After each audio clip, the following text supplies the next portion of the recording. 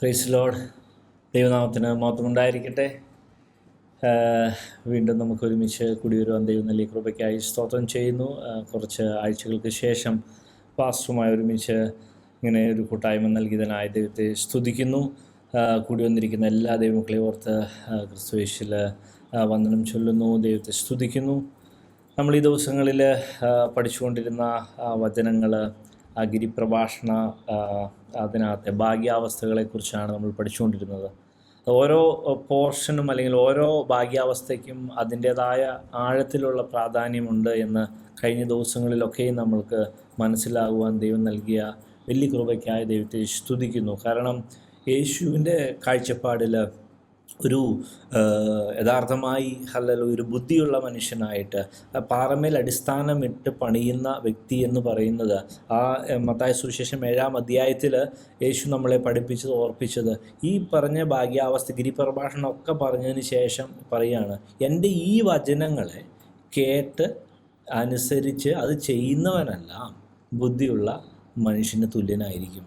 ഇനി എൻ്റെ ഈ വചനങ്ങളെയൊക്കെ കേട്ട് അത് ചെയ്യാത്തവനല്ല ബുദ്ധിയില്ലാത്ത മണലിന്മേൽ അടിസ്ഥാനമിട്ട് വീട് പണിത മനുഷ്യന് തുല്യമായിരിക്കും എന്നാണ് പറയുന്നത്. അപ്പോൾ ഈ വചനങ്ങൾ നമുക്ക് കേട്ട് അനുസരിച്ച് അത് പ്രാവർത്തികമാക്കുവാൻ, നമ്മുടെ ജീവിതത്തിൽ ആക്കുവാനുള്ളതാണ്. അങ്ങനെയെങ്കിൽ മാത്രമേ ആ വചനങ്ങൾ കൊണ്ട് നമുക്ക് അല്ലെങ്കിൽ ദൈവം ഉദ്ദേശിച്ച ആ കാര്യത്തിലോട്ട് നമ്മൾ എത്തുകയുള്ളൂ.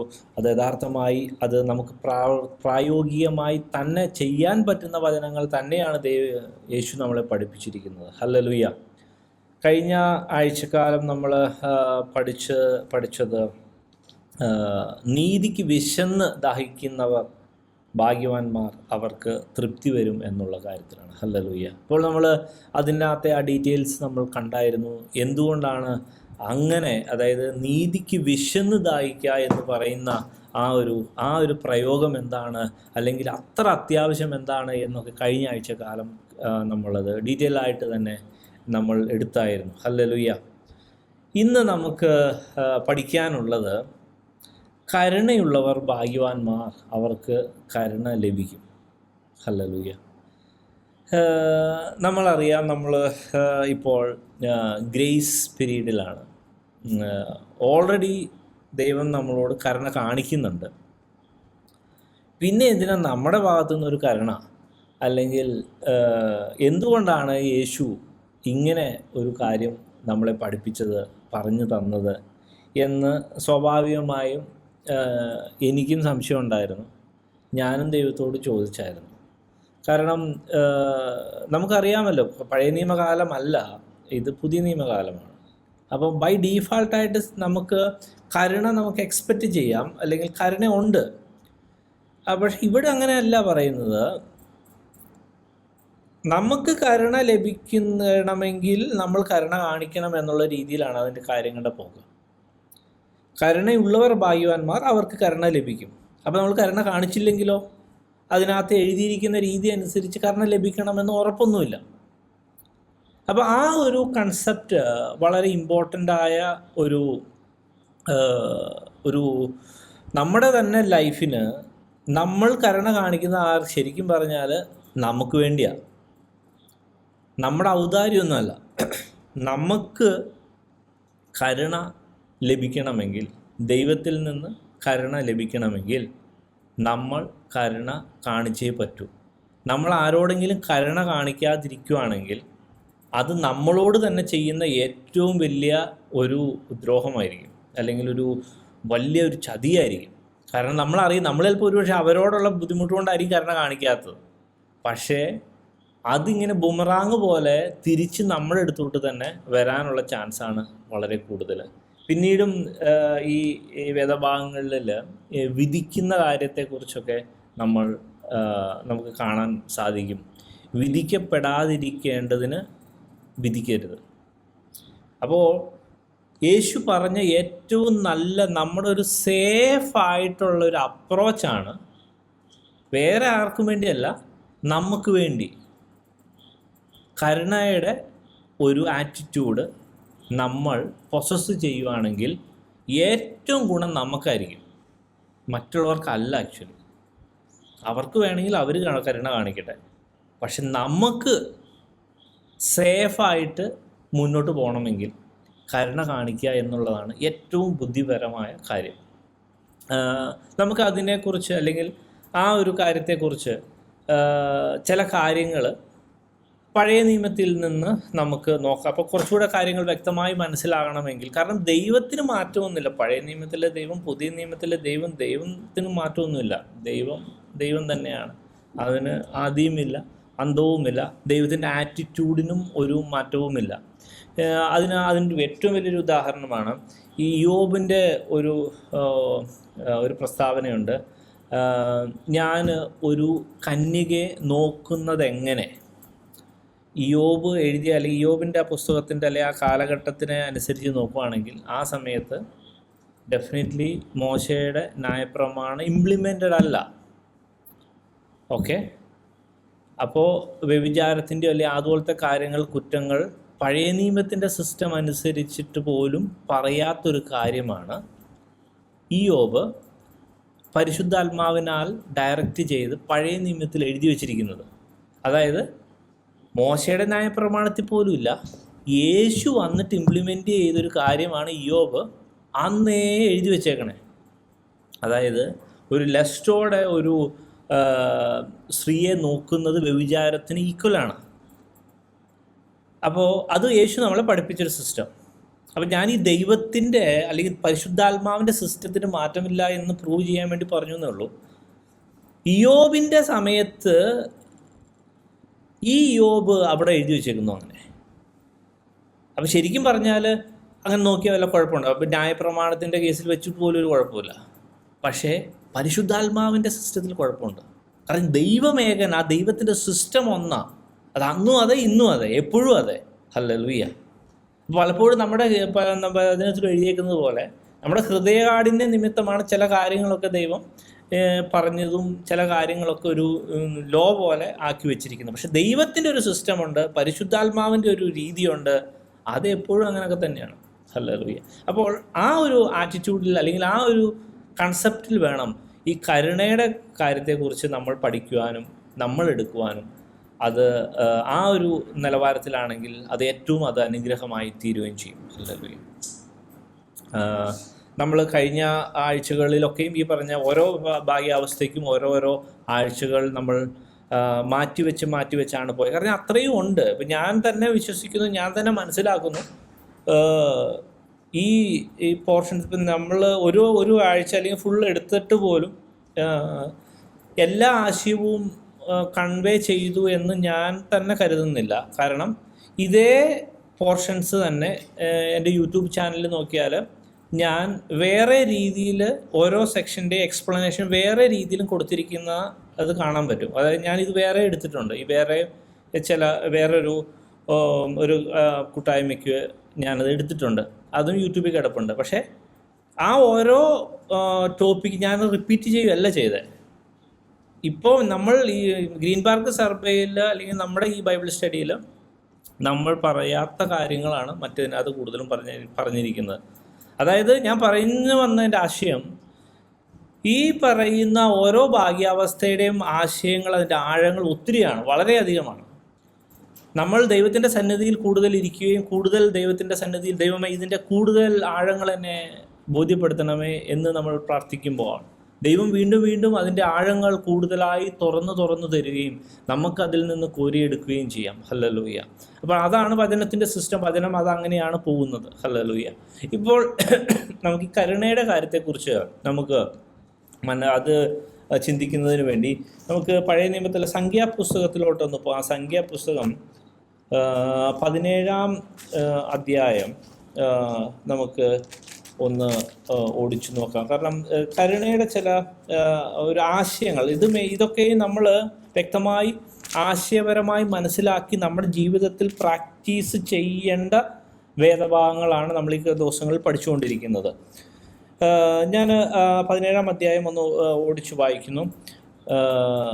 സംഖ്യാപുസ്തകം 17-ാം അധ്യായം. യഹോവ പിന്നെയും മോശയോട് അരുളി ചെയ്തത്, ഇസ്രായേൽ മക്കളോട് സംസാരിച്ച് അവരുടെ പക്കൽ നിന്ന് ഗോത്രമായി സകല ഗോത്രപ്രഭുക്കന്മാരോടും ഓരോ വടി വീതവും 12 വടി വാങ്ങി ഓരോരുത്തൻ്റെ വടിമേൽ അവൻ്റെ പേര് എഴുതുക. ലേവിയുടെ വടിമേലോ അഹരോൻ്റെ പേര് എഴുതണം. ഓരോ ഗോത്രത്തലവന് ഓരോ വടി ഉണ്ടായിരിക്കണം. സമാഗമന കൂടാരത്തിൽ ഞാൻ നിങ്ങൾക്ക് വെളിപ്പെടുന്ന ഇടമായ സാക്ഷ്യത്തിൻ്റെ മുമ്പാകെ അവയെ വെക്കണം. ഞാൻ തിരഞ്ഞെടുക്കുന്നവൻ്റെ വടി തളിർക്കും. ഇങ്ങനെ ഇസ്രായേൽ മക്കൾ നിങ്ങൾക്ക് വിരോധമായി പിറുപിറുക്കുന്നത് ഞാൻ നിർത്തലാക്കും. മോശ ഇസ്രായേൽ മക്കളോട് സംസാരിക്കുകയും അവരുടെ സകല പ്രഭുക്കന്മാരും ഗോത്രം ഗോത്രമായി ഓരോ പ്രഭു ഓരോ വടി വീതം 12 വടി അവൻ്റെ പക്കൽ കൊടുക്കുകയും ചെയ്തു. വടികളുടെ കൂട്ടത്തിൽ അഹരോൻ്റെ വടിയും ഉണ്ടായിരുന്നു. മോശ വടികളെ സാക്ഷ്യകൂടാരത്തിൽ യഹോവയുടെ സന്നിധിയിൽ വെച്ചു. പിറ്റേനാൾ മോശ സാക്ഷ്യകൂടാരത്തിൽ കടന്നപ്പോൾ ലേവി ഗൃഹത്തിലുള്ള അഹരോൻ്റെ വടി തളർത്തിരിക്കുന്നത് കണ്ടു. അത് തളിർത്ത് പൂത്ത് ബദാം ബലം കായ്ച്ചിരുന്നു. മോശ വടികളെല്ലാം യഹോവയുടെ സന്നിധിയിൽ നിന്ന് എടുത്ത് ഇസ്രായേൽ മക്കളുടെ അടുക്കൽ പുറത്തു കൊണ്ടുവന്നു. അവർ ഓരോരുത്തൻ താന്താൻ്റെ വടി നോക്കിയെടുത്തു. യഹോവ മോശയോട്, അഹരോൻ്റെ വടി മത്സരർക്ക് ഒരു അടയാളമായി സൂക്ഷിക്കേണ്ടതിന് സാക്ഷ്യത്തിൻ്റെ മുമ്പിൽ തിരികെ കൊണ്ടുവരിക. അവർ മരിക്കാതിരിക്കേണ്ടതിന് എനിക്ക് വിരോധമായുള്ള അവരുടെ പിറുപിറുപ്പ് നീ ഇങ്ങനെ നിർത്തലാക്കുമെന്ന് കൽപ്പിച്ചു. മോശ അങ്ങനെ തന്നെ ചെയ്തു. യഹോവ തന്നോട് കൽപ്പിച്ചതുപോലെ അവൻ ചെയ്തു. അപ്പോൾ ഇസ്രായേൽ മക്കൾ മോശയോട്, ഇതാ ഞങ്ങൾ ചത്തൊടുങ്ങുന്നു, ഞങ്ങൾ നശിക്കുന്നു, ഞങ്ങൾ എല്ലാവരും നശിക്കുന്നു. യഹോവയുടെ തിരുനിവാസത്തോട് അടുക്കുന്നവനെല്ലാം ചാകുന്നു. ഞങ്ങളൊക്കെയും ചത്തൊടുങ്ങണമോ എന്ന് പറഞ്ഞു. ഹല്ലേലൂയ. ഈ വേദഭാഗം നമുക്ക് സുപരിചിതമായ വേദഭാഗം ആണെങ്കിലും നമ്മുടെ ആ ഓർമ്മയൊന്ന് റിഫ്രഷ് ചെയ്യാൻ ഞാൻ അത് മൊത്തം വായിച്ചു എന്നുള്ളൂ. ഇവിടെ ഇസ്രായേൽ മക്കൾ ദൈവത്തിൽ നിന്ന് ഇസ്രായേൽ മക്കൾ റിസീവ് ചെയ്യുന്ന, അല്ലെങ്കിൽ എന്താണ് ഇസ്രായേൽ മക്കൾക്ക് കിട്ടുന്ന, അല്ലെങ്കിൽ എന്താണ് ഇസ്രായേൽ മക്കൾക്ക് ദൈവത്തിൻ്റെ അവൻ്റെ സാന്നിധ്യത്തോടുള്ള ഇസ്രായേൽ മക്കളുടെ അഭിപ്രായം ഇവിടെ എന്താ എഴുതി വെച്ചേക്കുന്നത്? ഈ അവസാന വാക്യങ്ങൾ ഇങ്ങനെ എഴുതിയേക്കുന്നത്, അപ്പോൾ ഇസ്രായേൽ മക്കൾ മോശയോട്, ഇതാ ഞങ്ങൾ ചത്തൊടുങ്ങുന്നു, ഞങ്ങൾ നശിക്കുന്നു, ഞങ്ങളെല്ലാവരും നശിക്കുന്നു. യഹോവയുടെ തിരുനിവാസത്തോട് അടുക്കുന്നവനെല്ലാം ചാകുന്നു. ഞങ്ങളൊക്കെയും ചത്തൊടുങ്ങണമോ എന്ന് പറഞ്ഞു. അപ്പോൾ ഇസ്രായേൽ മക്കൾ ചോദിക്കുന്ന ചോദ്യമാണ്, ഈ ദൈവത്തിൻ്റെ സന്നിധിയിലോട്ട് വരുമ്പോൾ ഞങ്ങൾ എന്നെ ചത്തൊടുങ്ങണോ? അത് ദൈവത്തിൻ്റെ സന്നിധിയിൽ നിന്ന് ഞങ്ങൾക്ക് എന്താ ഇത്ര പ്രശ്നം കിട്ടുന്നത്? അല്ലെങ്കിൽ ഇങ്ങനത്തെ ഒരു അവസ്ഥ എന്തുകൊണ്ടാണ് ഞങ്ങൾക്ക് വന്നത് എന്നാണ് അവർ കുറ്റപ്പെടുത്തി ചോദിക്കുന്നത്. ഹല്ലേലൂയ. അപ്പോൾ തന്നെ ഏറ്റവും ഇമ്പോർട്ടൻ്റായി മനസ്സിലാക്കേണ്ട ഒരു കാര്യം, ഈ ഇസ്രായേൽ മക്കളുടെ തന്നെ പിറുപിറുപ്പ് നിമിത്തവും ഇവരുടെ തന്നെ മറുതലിപ്പ് നിമിത്തവുമാണ് ഇങ്ങനെയൊക്കെ ഒരു പ്രശ്നം അവരുടെ ജീവിതത്തിൽ വന്നുകൂടിയത് എന്നുള്ള കാര്യം അവർ അത് സൗകര്യപൂർവ്വം മറക്കുന്ന ഒരവസ്ഥ. എന്നാൽ ഈ ഇസ്രായേൽ മക്കളുടെ നടുവിൽ മോശയ്ക്കും അഹരോനും ദൈവത്തിൻ്റെ കരുണാ കടാക്ഷം കിട്ടുകയും ചെയ്യുന്നു. നമ്മളിത് മനസ്സിലാക്കേണ്ട ഒരു അടിസ്ഥാന സത്യമാണ്. കാരണം നമ്മുടെ തന്നെ പ്രാക്ടിക്കൽ ലൈഫിൽ നമ്മൾ പല പ്രശ്നങ്ങളിലും അല്ലെങ്കിൽ പല കാര്യങ്ങളിലും നമ്മൾ ഇൻവോൾവ് ആകുമ്പോൾ നമ്മൾ കരുണയുടെ ആറ്റിറ്റ്യൂഡ് കാണിച്ചില്ലെങ്കിൽ അത് നമുക്ക് തന്നെ ഒരു ബൂമറാങ് പോലെ തിരിച്ചു വരുന്ന ഒരു അവസ്ഥയാണ് വചനപ്രകാരം നമുക്ക് കാണുവാൻ സാധിക്കുക. ആ ഒരു കാര്യം നമ്മൾ തീർത്തും അവോയ്ഡ് ചെയ്യേണ്ട ഒരു കാര്യം തന്നെയാണ്. ഒരു കാരണവശാലും നമ്മൾ കരുണ കാണിക്കാതിരിക്കരുത്. കരുണ കാണിക്കുന്നത് നമുക്ക് തന്നെയാണ് നല്ലത്. ഹല്ലേലൂയ. കാരണം ഇവിടെ നമുക്കറിയാം 16-ാം അധ്യായത്തിൽ കോരഹിൻ്റെയും കൂട്ടരുടെയും മത്സരം ദൈവം കോരഹിനെയും കൂട്ടരെയും ഭൂമി വാവിളർന്ന് വിഴുങ്ങിക്കളയുന്ന ആ ഒരു അവസ്ഥ കൊണ്ടുവന്നു. അവരോട് മത്സരിച്ച എല്ലാവരെയും ദഹിപ്പിച്ച് കളയുന്ന അവസ്ഥ വന്നു. ഹല്ലേലൂയ. അപ്പോൾ എന്തു മാത്രവുമല്ല, അവിടെ ഒരു ബാധ അവരുടെ പാളയത്തിൽ അവിടെ അയക്കുന്നൊരവസ്ഥ വന്നു. 14,000 പേര് അവിടെ പട്ടുപോകുന്നൊരവസ്ഥ വന്നു. ഹല്ലേലൂയ. കാരണം ദൈവത്തിൻ്റെ കോപം അവിടെ ഉയർന്ന ഒരു അവസ്ഥയിലാണ് 16-ാം അധ്യായത്തിൽ നമ്മൾ മുഴുവൻ കാണുന്നത്. ഇത് ചെന്നിട്ട് രസമല്ല, ഇത്രയും പ്രശ്നം അവിടെ ഉണ്ടായി. അതിന് ഇപ്പോൾ 16-ാം അധ്യായത്തിൽ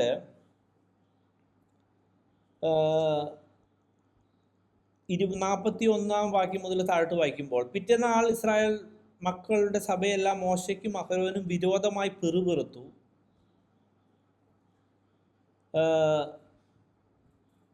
ഞങ്ങൾ യഹോവയുടെ ജനത്തെ കൊന്നുകളഞ്ഞു എന്ന് പറഞ്ഞു. ഇങ്ങനെ മോശയ്ക്കും അഹരോനും വിരോധമായി സഭ കൂടിയപ്പോൾ അവർ സമാഗമന കൂടാരത്തിൻ്റെ നേരെ നോക്കി. മേഘം അതിനെ മൂടി യഹോവയുടെ തേജസ്സും പ്രത്യക്ഷമായിരിക്കുന്നത് കണ്ടു. അപ്പോൾ മോശയും അഹരോനും സമാഗമന കൂടാരത്തിൻ്റെ മുമ്പിൽ ചെന്നു. യഹോവ മോശയോട്, ഈ സഭയുടെ മധ്യേ നിന്ന് മാറിപ്പോകുവിൻ, ഞാൻ അവരെ ക്ഷണത്തിൽ സംഹരിക്കും എന്ന് അരുളി ചെയ്തു. അപ്പോൾ അവർ കവിണ്ണു വീണു. മോശ അഹരോനോട്, നീ ധൂപകലശമെടുത്ത് അതിൽ യാഗപീഠത്തിലെ തീയിട്ട് ധൂപവർഗമിട്ട് വേഗത്തിൽ സഭയുടെ മധ്യേ ചെന്ന് അവർക്കു വേണ്ടി പ്രായച്ചിത്തം കഴിക്കുക. യഹോവയുടെ സന്നിധിയിൽ നിന്ന് ക്രോധം പുറപ്പെട്ട് ബാധ തുടങ്ങിയിരിക്കുന്നു എന്ന് പറഞ്ഞു. നമ്മൾ ഈ ഭാഗങ്ങളൊക്കെ നമുക്കൊക്കെ കുറച്ചൊക്കെ സുപരിചിതമായതുകൊണ്ട് ഞാൻ അതിനകത്ത് ആശയം മാത്രം പറയാം. അതായത് ഇതേ മോശയോടും അഹരോനോടുമാണ് അവർ മത്സരിച്ചത്. ഇതേ മോശയ്ക്കും അഹരോനും വിരോധമായിട്ടാണ് ഈ പറഞ്ഞ ആൾക്കാർ അവിടെ പ്രശ്നം ഉണ്ടാക്കിയത്. എന്നിട്ട് നമ്മളെ പഠിപ്പിക്കുന്നൊരു കാര്യം ഇതാണ്. മോശയുടെ അഹരോൻ്റെ ആറ്റിറ്റ്യൂഡ് നോക്കിയേ. സാധാരണഗതിയിൽ അവൻ നമുക്കിട്ട് ഇത്രയും പണി ചെയ്ത് അവൻ കുറച്ച് അനുഭവിക്കട്ടെ, അല്ലെങ്കിൽ ഇവരും കുറച്ച് അനുഭവിക്കട്ടെ എന്നുള്ളൊരു ആറ്റിറ്റ്യൂഡല്ലേ സാധാരണഗതിയിൽ മാനുഷികമായിട്ട് നമുക്ക് തോന്നുക. അതേസമയം ഇവിടെ മോശ എന്താ ചെയ്തേ? ഇവിടെ ദൈവം തന്നെ പറഞ്ഞ അവരുടെ നടുവിൽ നിന്ന് മാറിപ്പോ, ഞാൻ അവരെ നശിപ്പിക്കട്ടെ. ഇത് പല പ്രാവശ്യം ഇത് ഇസ്രായേൽ മക്കളുടെ കൂട്ടത്തിൽ ഇത് ഉണ്ടായൊരു കാര്യമാണ്. അവരെ നശിപ്പിക്കട്ടെ. പക്ഷെ അപ്പോൾ മോശ ഇവർക്ക് വേണ്ടി ഡിഫെൻഡ് ചെയ്യുകയും അവരവനെ ഓടിച്ചു വിടുവാണ്. നീ പെട്ടെന്ന് ചെന്ന് യാഗപീഠം കാണിക്കുക, ജനത്തിൻ്റെ മധ്യ നിൽക്കുക, ദൈവത്തിൻ്റെ ക്രോധം ഒന്ന് അടങ്ങട്ടെ എന്ന് പറയുന്ന ഒരു ആറ്റിറ്റ്യൂഡുള്ള മോശയും അഹരോനും അല്ല. രസതല്ല, ഈ 16-ാം അധ്യായം കഴിഞ്ഞിട്ട് പിറുപിറുപ്പ് കഴിഞ്ഞിട്ടില്ല. 17-ാം അധ്യായത്തിലുമുണ്ട്, 18-ാം അധ്യായത്തിലും അവരുടെ കാര്യം അങ്ങനെ പോകുന്നു. ഹല്ലേലൂയ. അപ്പോഴും മോശയും അഹരോനും കാണിക്കുന്നൊരു കാരണം, അല്ലെങ്കിൽ ആ ഒരു ആറ്റിറ്റ്യൂഡുണ്ടല്ലോ, ആ ആറ്റിറ്റ്യൂഡിൻ്റെ ഏറ്റവും വലിയ ബെനിഫിഷ്യറി അവർ തന്നെയാണ്. കാരണം എന്താണെന്നറിയാവോ? ഹല്ലേലൂയ. ഈ ഒരു വാക്യമാണ് 16:43 നോക്കി, 44. യഹോവ മോശയോട്, ഈ സഭയുടെ മധ്യേ നിന്ന് മാറിപ്പോകുവിൻ. ഹല്ലേലൂയ. സപ്പോസ്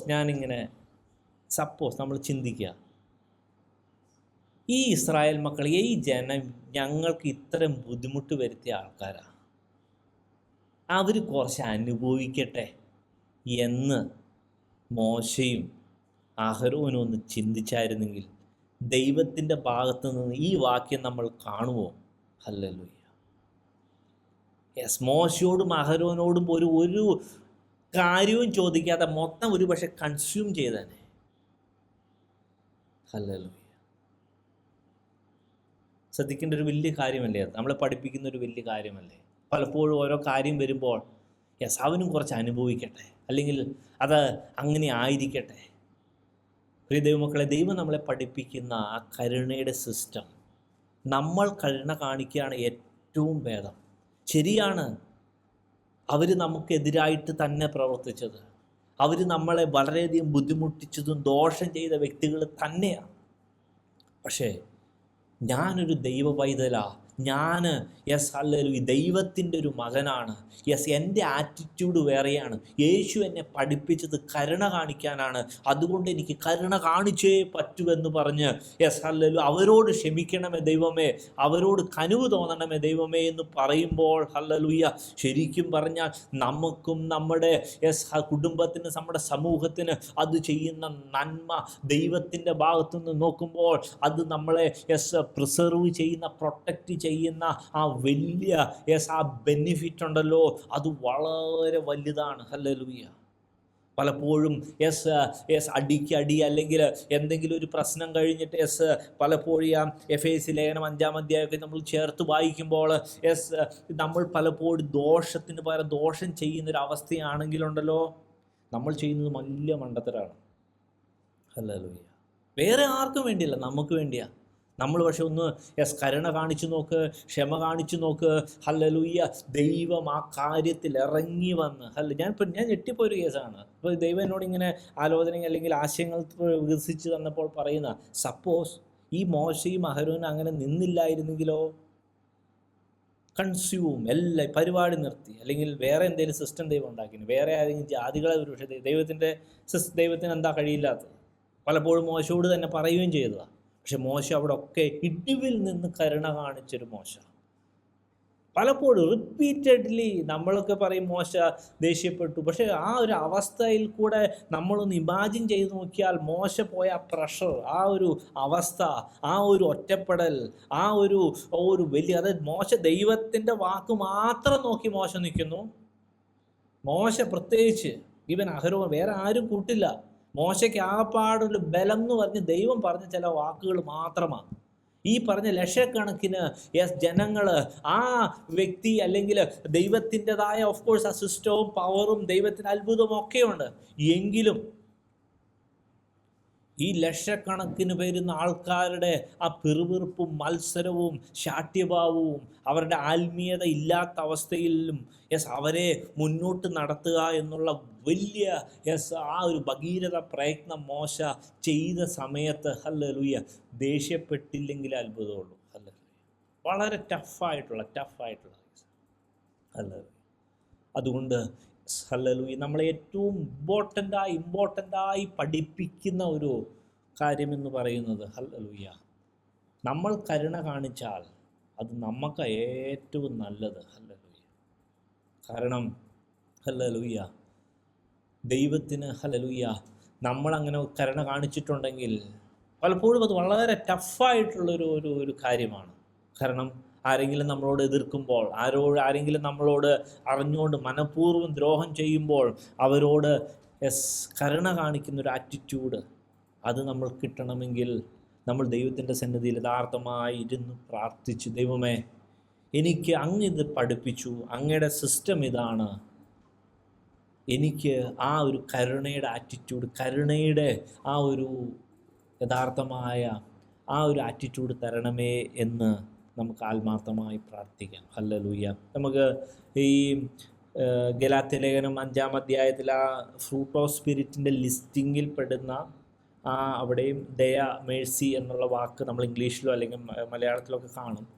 അതും ഇവിടെ കാണുന്ന കരുണയുടെ വാക്ക് തമ്മിൽ ചെറിയൊരു വ്യത്യാസമുണ്ട്. ചെറിയൊരു വ്യത്യാസമുണ്ട്. അതുകൊണ്ട് ഞാനതിന് സൗമ്യത എന്നുള്ളൊരു സംഭവം പോലെ ക്ലബ് ചെയ്ത് പറയുന്നില്ല. ആ ഫ്രൂട്ട് ഓഫ് സ്പിരിറ്റ് ആണ് എന്ന് ഞാൻ പറയുന്നില്ല. അതിനകത്ത് ഇച്ചിരി ഒരു വ്യത്യാസമുണ്ട്. പക്ഷെ നമുക്കിത് ദൈവത്തിൻ്റെ സന്നിധിയിൽ ചോദിച്ച് മേടിക്കാൻ നമുക്ക് പറ്റും. ചോദിച്ച് തന്നെ നമ്മൾ മേടിച്ചു എങ്കിൽ ഹല്ലേലൂയ അത് ഏറ്റവും വലിയ അനുഗ്രഹമായി തീരുന്നൊരവസ്ഥ വരും. വേറെ ആർക്കുമല്ല, നമുക്ക് വേണ്ടി തന്നെ. ഹല്ലേലൂയ. പലപ്പോഴും കരുണ കാണിക്കുക എന്നുള്ളൊരു സംഭവം അത് ശരിക്കും എന്നെ ദൈവം പഠിപ്പിച്ച, അല്ലെങ്കിൽ ആ ഒരു ആറ്റിറ്റ്യൂഡ് പലപ്പോഴും ഇത് നമ്മൾ ഓരോ വചന സത്യങ്ങൾ പഠിക്കുമ്പോഴാണ് നമ്മുടെ ആ ഒരു ഇതിനെക്കുറിച്ചുള്ള അപ്രോച്ച് തന്നെ മാറുന്നത്. വചനസത്യങ്ങൾ പഠിപ്പിക്കുമ്പോൾ മാത്രം. പഠിക്കാതിരിക്കും, നമ്മൾ അൺനോൺ ആയിരിക്കുമ്പോൾ നമുക്ക് ഇതിനെക്കുറിച്ചൊന്നും അറിയുന്നില്ല. എന്ത് കരുണ, എന്ത് ഇടപാട്, അവൻ അങ്ങനെ ചെയ്താൽ ഞാനും ഇങ്ങനെ തന്നെ ചെയ്യും. No, it's not like that actually. യഥാർത്ഥമായി നമ്മുടെ ഒരു അനുഗ്രഹത്തിന് വേണ്ടിയും ദൈവം നമ്മളെ പഠിപ്പിച്ച, യേശു നമ്മളെ പഠിപ്പിച്ചൊരു സിസ്റ്റം എന്ന് പറയുന്നത് ഈ കരുണയുടെ ആറ്റിറ്റ്യൂഡ് തന്നെ യേശാമ്പൻ മുന്നോട്ട് കൊണ്ടുപോകാനാണ്. ഹല്ലേലൂയ. ഇവിടെയും ഈ 17-ാം അധ്യായം ഞാൻ വായിച്ച വാക്യത്തിൽ, ആ അധ്യായത്തിലെ ഒരു വാക്യം ഇങ്ങനെ എഴുതിയിരിക്കുന്നു. 10-ാം വാക്യം, യഹോവ മോശയോട് അഹരോൻ്റെ വടി മത്സരികൾക്ക് ഒരു അടയാളമായി സൂക്ഷിക്കേണ്ടതിന് സാക്ഷ്യത്തിൻ്റെ മുമ്പിൽ തിരികെ കൊണ്ടുവരിക. അവർ മരിക്കാതിരിക്കേണ്ടതിന് എനിക്ക് വിരോധമായുള്ള അവരുടെ പിറുപിറുപ്പ് നീ ഇങ്ങനെ നിർത്തലാക്കും എന്ന് കൽപ്പിച്ചു. ആമേൻ. ഹല്ലേലൂയ. അപ്പോൾ പിറുപിറുപ്പ് അപ്പോൾ ദൈവത്തിൻ്റെ പോയിന്റ് ഓഫ് വ്യൂ നോക്കിയേ, ഇവർ പിറുപിറുക്കുന്നു, അതിൻ്റെ ശിക്ഷ യഥാർത്ഥമായി മരണമാണ്. പക്ഷെ അതിനൊരു പ്രതിവിധിയായിട്ട് മോശയുടെ ഇൻവോൾവ്മെൻറ്റ്, അതുപോലെ ആ വടിയുടെ ആ ഒരു ദൈവം തന്നെ ഇവരുടെ കാഴ്ചപ്പാട് മാറ്റുന്ന ദൈവം തന്നെ ഇറങ്ങി വന്ന് അവിടെ നമുക്ക് നമ്മുടെ പലപ്പോഴും നമ്മുടെ തന്നെ കാഴ്ചപ്പാട് മാറ്റുന്നൊരു കാര്യമാണ്. അല്ലല്ലോ ഇവിടെ എഴുതിയേക്കുന്നത് എങ്ങനെയാണെന്നറിയോ? ഇങ്ങനെ അവരുടെ പിറുപിറുപ്പ് നീ നിർത്തലാക്കും. അപ്പം അങ്ങനെ ദൈവത്തിൻ്റെ ഒരു അടയാളം അവിടെ കാണിച്ചില്ലെങ്കിൽ എന്താ സംഭവിക്കാൻ പോണേ? ഇസ്രായേൽ മക്കൾ പിന്നെയും പിറുപിറുത്തുകൊണ്ടിരിക്കും, ഈ അഹരോനെ വെല്ലുവിളിച്ചുകൊണ്ടിരിക്കും. ഇത് അഹരോൻ തന്നെയാണ് ദൈവത്തിന് വേണ്ടി ദൈവത്തിൻ്റെ യാഗപീഠത്തിൽ ശുശ്രൂഷിക്കാനുള്ള വ്യക്തി എന്ന് കാണിച്ച് കൊടുക്കുന്ന ഒരവസ്ഥയാണ് ഇവിടെ കണ്ടത്. ഹല്ലേലൂയ. ഇത് ദൈവം തന്നെ അവരെ റിവീൽ ചെയ്യുന്ന അവസ്ഥയാണ്. ഈ അവസ്ഥ അവിടെ വന്നില്ലെങ്കിൽ അവരുടെ പിറുപിറുപ്പ് തുടർന്നുകൊണ്ടിരിക്കും. ഹല്ലേലൂയ. പ്രിയ ദൈവമക്കളെ, ദൈവം നമ്മളെ പഠിപ്പിക്കുന്ന ഒരു വചനപരമായ ഒരു ആശയം ഇങ്ങനെയാണ്. പലപ്പോഴും ദൈവത്തിൻ്റെ പ്രവൃത്തിയും ദൈവത്തിൻ്റെ വചന സത്യങ്ങളും നമുക്ക് റിവീലാകുമ്പോഴാണ് നമ്മുടെ മത്സരഭാവവും പിറുപിറുപ്പും ഒക്കെ നിൽക്കുന്നത്. അപ്പം നമ്മളത് വ്യക്തമായി, നമ്മളതിനെ ഒരു കുറ്റപ്പെടുത്തലോ അല്ലെങ്കിൽ അതിനെ ഒരു വേറൊരു രീതിയിൽ നമ്മൾ കാണണ്ട, ആശയപരമായി കണ്ടാൽ മതി. എന്തുകൊണ്ടാണ് ഇസ്രായേൽ മക്കൾ പിറുപിറുക്കുന്നത് ഇവർക്കെതിരായിട്ട്? വെരി സിമ്പിളാണ്. അവർക്ക് അത്ര ഉറപ്പില്ല ഈ അഹരോൻ തന്നെയാണ് ആളെന്ന് അത്ര ഉറപ്പില്ല. Very simple. നമ്മൾ അങ്ങനെ എടുക്കുക, നമ്മൾ വെരി സിമ്പിളായിട്ട് ഇതിനെ കാണുക. ഇപ്പം നമ്മുടെയൊക്കെ ജീവിതത്തിൽ പല ആശയങ്ങളും അല്ലെങ്കിൽ ദൈവത്തിൻ്റെ രീതിയിൽ അല്ലെങ്കിൽ വരേണ്ട രീതിയിൽ പോലും വരാത്തതിൻ്റെ കാരണം എന്താണെന്നറിയോ? ഈ ആശയ വ്യക്തത ഇല്ലാത്തത് കൊണ്ടാണ്. വചനത്തിൻ്റെ രീതി, യഥാർത്ഥമായ രീതി നമുക്കറിയില്ലാത്തതുകൊണ്ടാണ്. അപ്പം അതേസമയം ദൈവത്തിൻ്റെ സന്നിധിയിൽ ആ പ്രശ്നം കൊണ്ടുവരുമ്പോൾ ഇവിടെ അഹരോൻ്റെ വടി തളർത്ത് കാണിച്ചതുപോലെ ചില പ്രവൃത്തികൾ, ചില വചന വേദഭാഗങ്ങൾ, ചില കാര്യങ്ങൾ ദൈവം തന്നെ വെളിപ്പെടുത്തി കഴിയുമ്പോൾ നമ്മുടെ കൺഫ്യൂഷൻസും പിറുപിറുപ്പും ആശയദാരിദ്ര്യവും മാറും. പകരം കൺവീൻസായി ഹല്ലേലൂയ ദൈവത്തിൻ്റെ ആ സിസ്റ്റത്തിൽ തന്നെ ഇരിക്കും. ഹല്ലേലൂയ. നമ്മൾ ദൈവത്തിൻ്റെ സിസ്റ്റത്തിൽ മുന്നോട്ട് പോകണമെന്നാൽ കൺവീൻസ് ആകണം. എന്ത് കാര്യത്തിനും കൺവീൻസ് ആവണം. അതൊരു ദൈവത്തിന് തന്നെ വേണ്ട ഒരു ദൈവം തന്നെ അങ്ങനെയാണ് പറയുന്നത്. പക്ഷേ കൺവിൻസ് ആക്കണമേ ദൈവമേ എന്നുള്ളൊരു പ്രാർത്ഥന അപ്രോച്ചാണ് അതിൻ്റെ റൈറ്റ് വേ. അല്ലാതെ പിറുപിറുക്കും പ്രശ്നം ഉണ്ടാക്കുകയല്ല ചെയ്യേണ്ടത്. ദൈവമേ എനിക്കിതിനെക്കുറിച്ച് അറിയില്ല, എനിക്കിതിനെക്കുറിച്ച് കൂടുതൽ ആശയം തരണമേ, എൻ്റെ കണ്ണ് തുറക്കണമേ, എന്നെ പഠിപ്പിക്കണമേ. ഇത്ര പേര് സിമ്പിൾ പ്രാർത്ഥന. ദൈവമേ ഈ വചനത്തിൽ ഇങ്ങനെ എഴുതിയിരിക്കുന്നു, ഇവിടെ വചനത്തിൽ ഇന്നത്തെ പഠിച്ച കരുണ കാണിക്കണമെന്ന് എഴുതിയിരിക്കുന്നു. എന്താണെന്ന് എനിക്ക് അറിയത്തില്ല, അല്ലെങ്കിൽ എന്തുകൊണ്ടാണ് എന്ന് എനിക്ക് മനസ്സിലാകുന്നില്ല. ദൈവമേ ഇത് സത്യമാണെങ്കിൽ എന്നെ കാണിക്കണമേ എന്ന് പ്രാർത്ഥിക്കുമ്പോൾ ദൈവം അവിടെ നമുക്ക് മനസ്സിലാകുന്ന, കൺവിൻസാക്കുന്ന രീതിയിൽ ചില കാര്യങ്ങൾ വെളിപ്പെടുത്തുകയും അത് നമ്മളെ മുന്നോട്ട് കൊണ്ടുപോവുകയും ചെയ്യും. ഹല്ലേലൂയ. പ്രിയ ദൈവമക്കളെ, വചനത്തിൽ എഴുതിയിരിക്കുന്ന എല്ലാ കാര്യവും അത് സത്യമാണ്. അത് നമ്മളെ യഥാർത്ഥമായി സത്യത്തിൽ നടത്തുകയും നമ്മളെ നിത്യജീവങ്കിലേക്ക് കൊണ്ട് ചെന്ന് എത്തിക്കുകയും ചെയ്യുന്നതാണ്. വചനം അല്ലെങ്കിൽ പരിജ്ഞാനമില്ലാത്തത് കൊണ്ട്, നോളജ് ഇല്ലാത്തത് കൊണ്ട് ജനം നശിച്ചു പോകുന്നു എന്ന് നമ്മൾ വചനത്തിൽ നമ്മൾ കാണുന്നു. ഹല്ലേലൂയ. പലപ്പോഴും നമ്മൾ നോളജ് എടുക്കാൻ നമ്മൾ മെനക്കെടുന്നില്ല, അല്ലെങ്കിൽ നമുക്ക് താല്പര്യമില്ല. അത് സാത്താൻ്റെ വലിയ തന്ത്രമാണ്. ദൈവം നമ്മളോട് പറഞ്ഞു തരാൻ, വെളിപ്പെടുത്തി തരാൻ ദൈവം തയ്യാറാണ്.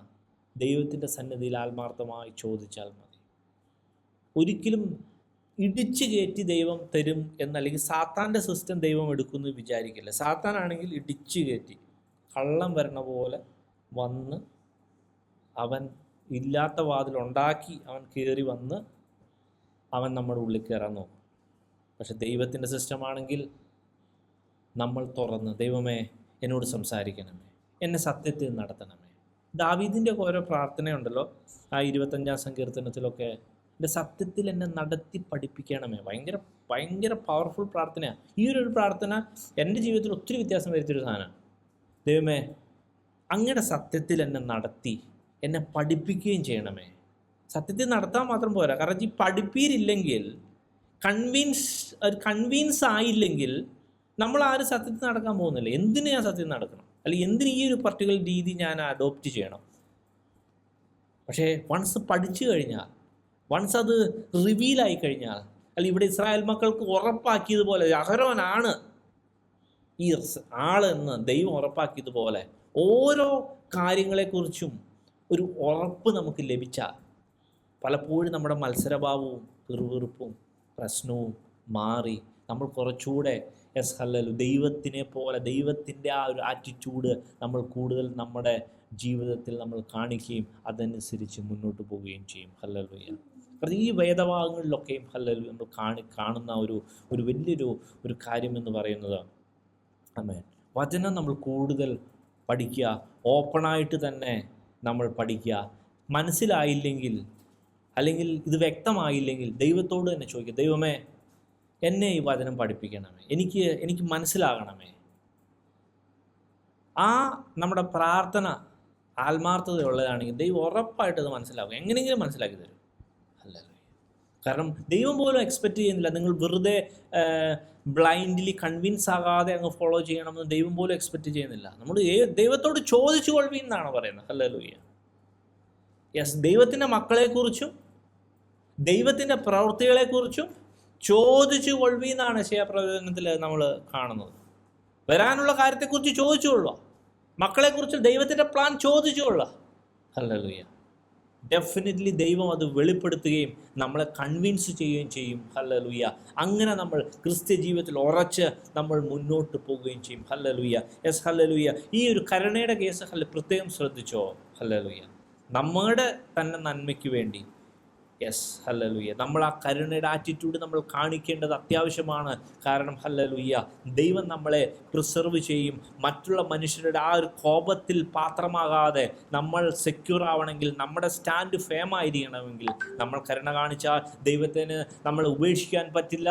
ദൈവം നമ്മളെ സഹായിക്കും, പ്രിസർവ് ചെയ്യും, മറ്റുള്ളവർക്കും യെസ് നമുക്കും അത് അനുഗ്രഹമായി തീരുകയും ചെയ്യും. ഈ വചനങ്ങളാൽ ദൈവം നമ്മളെ ഓരോരുത്തരും അനുഗ്രഹിക്കുമാറാകട്ടെ.